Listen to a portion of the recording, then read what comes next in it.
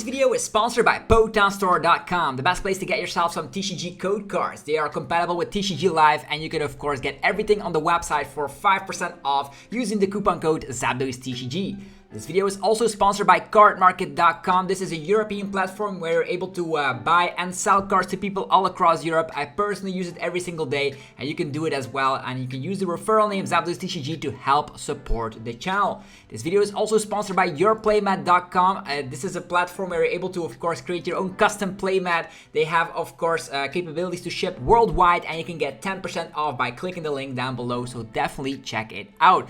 Last but not least is Dragon Shield, the best brand to protect your beautiful cards. You can of course there's links down below for US and European people, and you can of course get your best quality sleeves available, as well as deck boxes and binders. Thanks so much for sticking around with the commercials. I hope you enjoyed today's upload. If you do, be sure to let me know by rocking the hell out of the like button, and let's get this video going.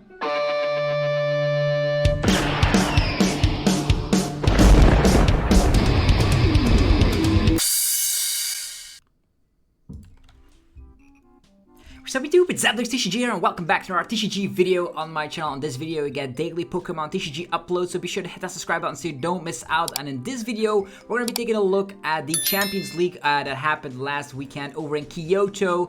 The top 4 contestants actually were able to qualify for Worlds, which is actually super cool to see. And the Champions League is typically a very huge tournament with about like 1,000 or even more players out there over in Japan. We don't have the exact number, but it's actually the battle styles to the Paldean Fates set. So they do have a little bit of cards that we currently do not have. Typically in decks like Gardevoir, you will see that Moonhill Stadium card, allowing them to of course heal up and stuff. That is something we currently don't have, but the format is very similar, so that's what we're going to be taking a look at today. If you guys are excited for it, let me know by rocking the hell out of the like button, as it helps support the channel in many ways. We do have 16 deck lists here, and a couple of them we still don't have, but they will be uploaded. I am on the website TCGlegends.com, so if you guys want to know. So we have most of the deck lists. I think 1, 2, 3, 4 deck lists is something we don't have, but the most important one we do have. And we're going to be taking a look at the Haruki Miwa's first place winning list here from the Champions League over in Japan. So it is very similar to some sort of the Lost Box decks that we got familiar with, that Tort popularized. We have Iron Hands, we have Roaring Moon, and also the Kyogre from Celebrations with the powerful Aqua Storm. The cards that we do see in here is Pokestop and Artisan as a stadium count. So you do want to dig very deeply into the deck so you can have that late game Aqua Storm of the Kyogre, definitely combined with of course the Energy Recycler and the Mirage Gate thrown in here. It's definitely going to be a very helpful tool to sweep up games with the late game powerful Kyogre. And the early lead, you can go for Iron Hands with the MP very much to be taking 2 prize cards instantly on an easy target right there. If it's Rolls or Comfy, whatever, it's going to be good. Then there's a Roaring Moon, which is able to use Frenzied Gouging, which is going to be able to one-shot anything in the format, whether it's a Charizard EX with a monstrous 330 HP. You just use that attack, put 200 damage onto yourself, and just one-shot. Very good. And then Raikou is also part of the deck, which also being the 4 Seal Stone target in this list. 4 Seal Stone being able to grab you anything you want. So typically if you have Nazball and 4 Seal Stone, your 4 Seal Stone becomes mostly a 5th copy of Colress's Experiment, or to fetch a Mirage Gate from time to time.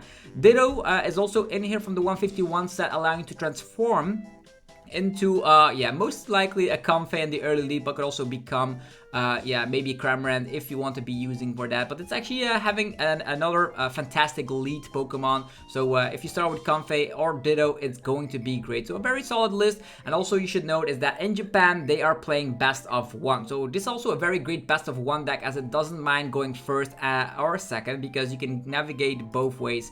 So cool to see. Lost Box still around. People thought it was going to die off with the hype of Iron Hands, but nothing more is true. Then Shuma Kikuchi has a very unique Darkrai Roaring Moon EX deck, and I couldn't be happier to see Roaring Moon, because just recently I actually got first place in a local challenge again with Roaring Moon, and I gave up on Snorlax block a little bit and went for another turbo aggressive deck.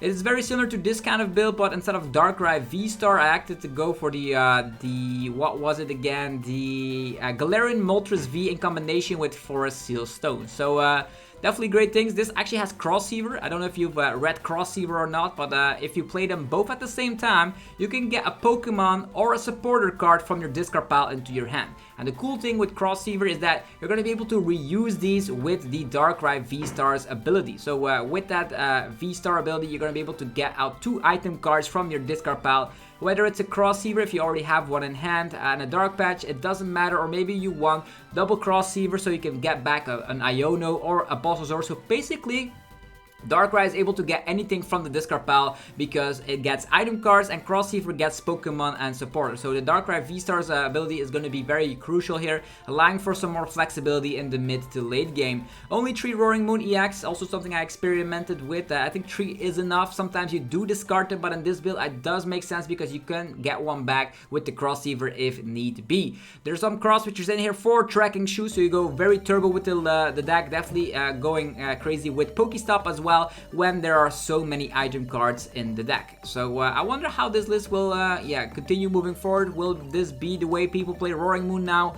Who knows, but I'm also a big fan of playing Lumineon because there's a lot of hands where I had like Ultra Ball in hand in combination with Earthen Vessel, and that instantly means you can discard those energies, go for the Ultra Ball, find Lumineon and Sada instantly. If you have one VIP pass and there's 2 Roaring Moon on the field, it makes life all that easier. Cards that I am currently not certain about is like the Super Raw, because Crosshaver also gets a Pokemon, and there's also a Vacuum in here, which can definitely help out if you're up against something like a Miraidon, so you can get rid of their Bravery Charms without having to use Frenzied Gouging. So cool list, and I got 2nd place. Moving forward, 3rd place, it's even getting more wackier about a minute. Kazuki Takahashi with the unique Gholdengo Palkia V-Star deck. There's a lot to think about this list. So we do know that Gholdengo, we tested it out before and we thought it was mid. It was a very low tier deck because it was too slow and also was weak to hand disruption. That's where this list innovates by adding in the Milotic, I think it's from the Evolving Sky set, being able to prevent the opponent's supporter from affecting you. So Iono doesn't work, Avery doesn't work, so you can go wide on your board without having to worry about it in the slightest. Radiant Greninja as well as the coin bonus ability from the Gholdengo EX will allow you to draw lots and lots of cards. The more cards you have in hand, the better it is, because Gholdengos make it rain attack slaps 50 damage for every energy you're willing to discard from your hand. Doesn't have to be metal energy in that way. That's why there's also so many water type energies in here. With so many water type energies in here, you could also go for the Moonlight Shuriken in this list because you can activate Star Portal from the Palkia V-Star. With so many ways to fetch energies back with the Superior Energy Retrieval and even the letter in there, Letter of Encouragement, allowing you to get 3 energies instantly if something got knocked out during the opponent's last turn. It's going to be a helpful way, definitely in combination with Earthen Vessel, to get all the energies in hand, and then in the mid to late game you just use Superior Energy Retrieval to go one shot. So very cool deck, and I do love the Milotic in this list because that's definitely something that can help out.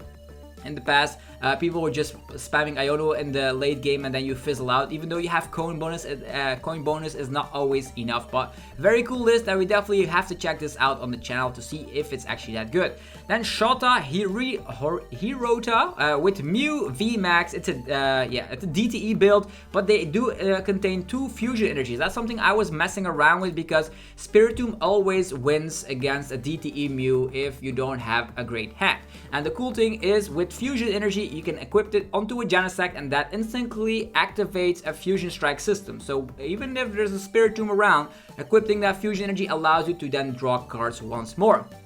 As an answer to Spiritomb, I think it is actually pretty nice.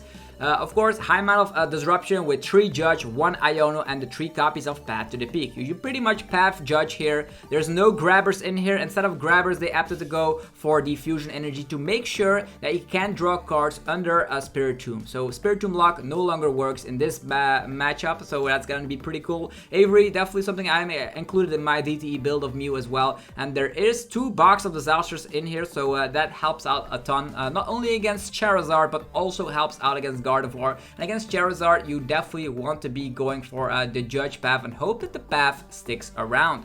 So Mew always finding a way to get into that top 4. It happens always. Then Ryohei Miyamoto with Arceus. It's been a while since we've seen Arceus, but Arceus is still alive, it seems. This Arceus build is very unique as it plays Flying Pikachu VMAX, just like the way at Worlds 2022 over in London. This also includes a 1-1 line of the, actually a 2-1-1 line of the Zeraora V. So Zeraora V is actually a pretty cool card. The Zeraora V is something you can accelerate energies upon with, of course, the attack of the Arceus, and that you're also going to be able to, evolve it into a Zeraora VMAX. It is possible to, in order to go with that, with the reactive pulse, 60 damage for every ability that the opponent has in play. Against a lot of decks, you're dishing out so much damage. There's tandem unit abilities, there is a lot of Comphase around, there's also Genesect with so many abilities. So Reactive Pulse is a very strong attack, and also Zeraora has 320 HP, and fighting types seems to be as absent from the game currently. You also have the option to go for Zeraora VSTAR, slapping 190 damage and discarding a stadium. Also, if you haven't used your VSTAR power, you can also go for Lightning Storm. Choose one of your opponent's Pokemon 4 times. For each time you chose the Pokemon, you do 60 damage to it. So yeah, you can choose the same Pokemon more than once, so you have like 4 times that you can activate 60 damage, which is actually a unique V-Star power that I actually haven't activated at all in my lifetime. So yeah, a high amount of Arceus, a 4-4 line, and then there's the Ditto, making sure you have that 5th great start in the form of Arceus. Although if you start with Flying Pikachu, you also have free retreat going into that Trinity charge by turn 1 going second. Okay. With canceling Cologne in here, I think they're really relying upon taking 2 prize cards with that Lightning Storm V-Star attack, so that's pretty cool. So you can deactivate Manaphy, which is actually pretty nuts. And there's also canceling Cologne, which can sometimes shut off random stuff. For example, maybe a Snorlax block or whatever. So sometimes canceling Cologne is just that cool card. Maybe it's also in here for a different reason, but I still have to figure out. I think it's the best way to go with canceling Cologne is to just knock off the Manaphy. What else do we see here? Judge and Path. So Judge Path was around a lot in the Kyoto Champions League. V-Guard Energies, 3 copies of that in here as well. Helps out a ton against Giratina, which is also popular over in the East, with yeah, lots of Japanese players piloting that to success. And there's Dai Akizuki, which doesn't have the list quite yet. It's Charizard Pidgeot deck, nothing too wacky if I recall. So it's probably going to be that Arven Zard kind of thing, so that we got familiar with. And then Masato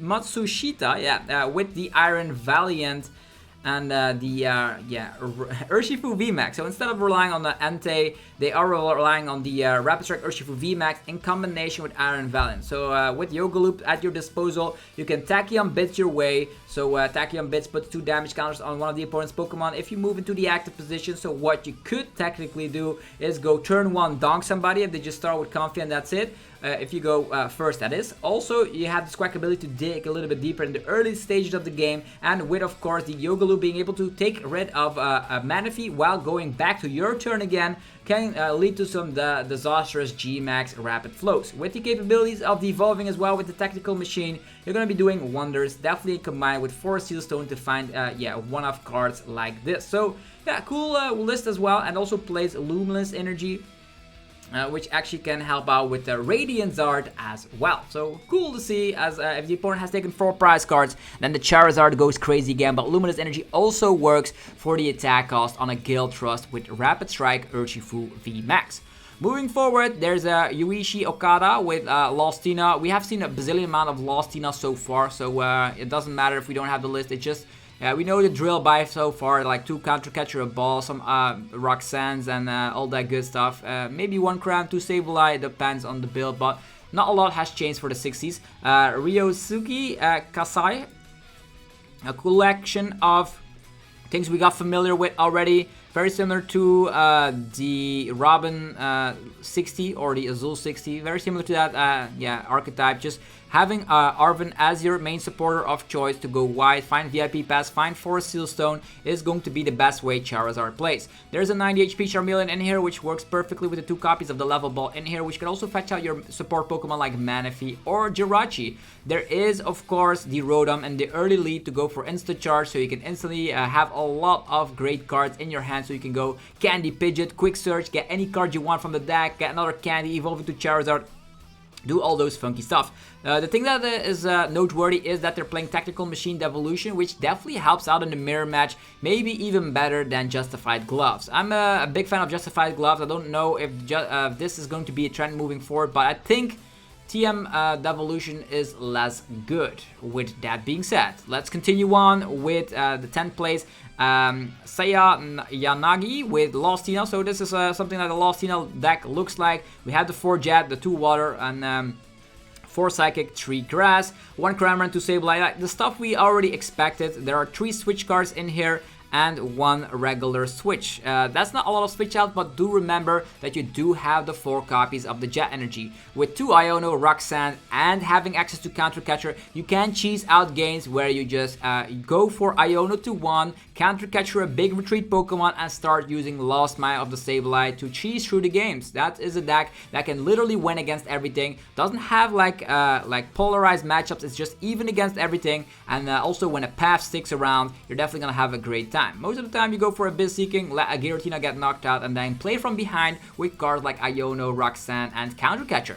Moving forward, there is Mizuki Takao with Lost Box. So I don't know which kind of Lost Box this is. I think it's gonna be a one with Iron Hands EX and a Roaring Moon without the Kyogre, but I could be wrong. More info will become available soon. Now Naoaki Nishimura with Arctina. People that have been enjoying Arctina in the past will be relieved to know that it's still back, and it's actually still in the format, so don't sleep. Lots of path decks as you see. So Lost Tina played path, the DTE Mew played path. There was also that wacky Arceus Zeraora deck playing path, so lots of path around, so you have to be careful moving into future tournaments because path is a very strong card, definitely combined with Iono. A very solid 60, very consistent 60 as well. So you have 4 Ultra Ball, 4 Nazball, and even a one-off Capturing Aroma for your search. There are 15 energies in here, 1 V-Guard, 4 DTE, and then 5 of every basic energy. And with B-Barrel and Scovid working together to draw cards. This is just a fine 60, 4 Judge, 4 Iono, 4 Boss, lots of 4-offs, and that's what you love to see here. Getting your game plan out every single time, very important in, of course, a best-of-1 format. Then there is Gardevoir, some Gardevoir love with Hitoshi Takahata with the Gardevoir, and of course that Moon Glow, actually that Moon Stadium here, Moon Glow Hill, I don't know what's it called, but allows you to heal like 30 from all of your Pokemon that have a Psychic Energy attached, if I recall, which I could be wrong on this. I'm gonna check it out real quick on Limitless just to be sure, because you want to give the best information available. So Moonlight Hill is the stadium card, and yeah, that actually, I don't know if I can find like language English. Moonlight Hill, Pokemon TCG. Let's go. What does it mean? What does it mean?